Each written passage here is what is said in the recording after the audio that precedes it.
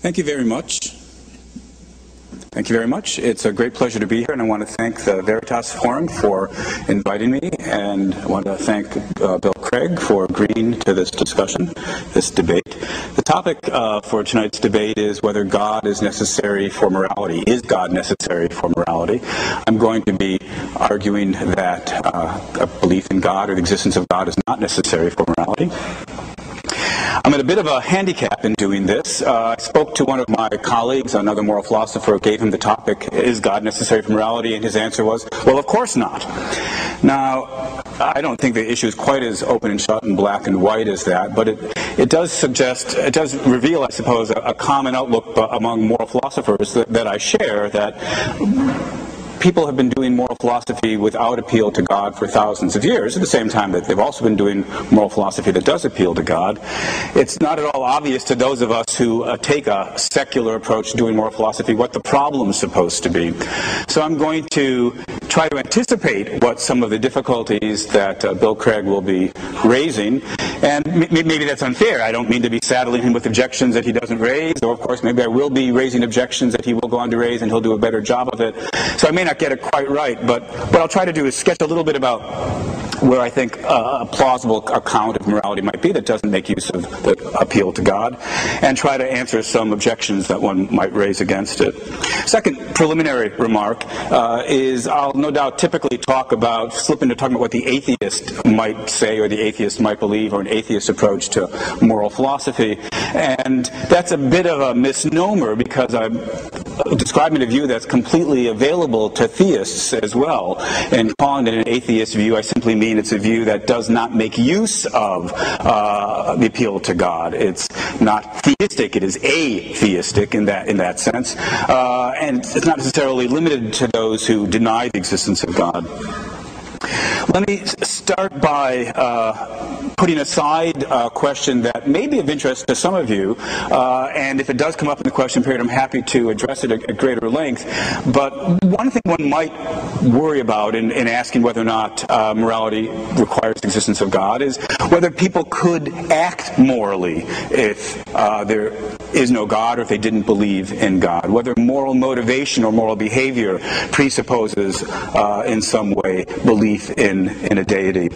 I certainly hope that it's apparent to every person in this audience that the answer to that question is certainly not. That is to say, atheists, and here I do mean atheists in the more narrow sense, people who deny the existence of God, are just as capable of acting morally as anybody else. They're just as capable of acting immorally as anybody else. Theists, at any rate, don't have any kind of monopoly on moral behavior. And I'm completely confident that Bill will agree about that. It's, I think, such a non-issue that I have, as I say, I'm going to say nothing more about it.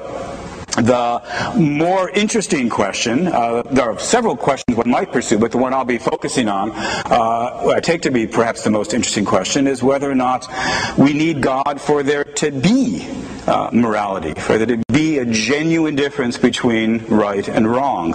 Here we think of God not as the motivator for moral behavior, but rather God as the source, or the author, or the ground of morality, its basis. And so the question I'll be focusing on is whether or not there can be a secular, non-theistic basis for morality, and I believe the answer to that is yes. Now, I could get off at this point, except, of course, again, I don't think there's going to be any difference of opinion between Bill and me on the question, do non-theists believe in morality? Of course we all believe in morality. It's whether or not there could really be something. Am I, as an atheist, entitled to talk about right and wrong as something that genuinely exists without having God? So that's the question I'm going to focus on, not whether, people talk this way, whether the atheists talk this way, but whether there's some logical difficulty about their talking that way. So what I'm going to do is very quickly sketch an outline of a view about ethics that I find congenial. It's not at all original to me. I don't in any way mean to suggest it's the only kind of outline one could accept as an atheist trying to explain what morality is all about, but it'll give you an illustration of, I think, a fairly plausible approach, or so it seems to me. And then I'll raise some deeper questions about it. So here's the basic idea. Right and wrong is a matter of whether or not your behavior hurts people or fails to help them. So, which is, wrong action is action that hurts somebody or fails to help them in the relevant circumstances, and right action is basically a matter of those behaviors that refrain from hurting people and do provide help. So once we've got this basic idea in place, it's pretty natural to see how the more familiar rules of ordinary common sense morality fall out from that. We have an explanation as to why it is that you shouldn't lie, because lying hurts people, why you shouldn't commit murder, why you shouldn't rape, because rape hurts the victims of rape, why you have to aid the needy, why slavery is wrong, and why you need to clothe the naked and feed the hungry. In all these ways, these behaviors are morally wrong or right because of their connection with harm and failure to help. Now, there's a lot of details that would need to get worked out. I think for tonight's purposes, they're not likely to be all that important. Let me just mention that, of course, it's important to get clear that there's a variety of ways that people can be hurt.